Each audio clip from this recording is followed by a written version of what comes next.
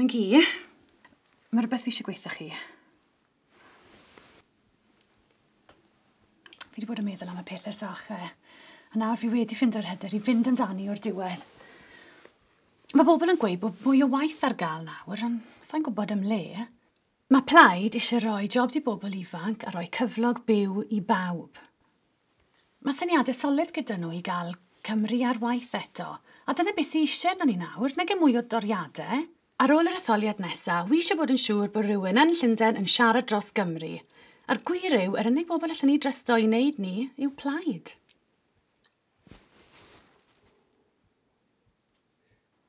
Ydych chi erioed wedi ystyried cefnogi Plaid Cymru?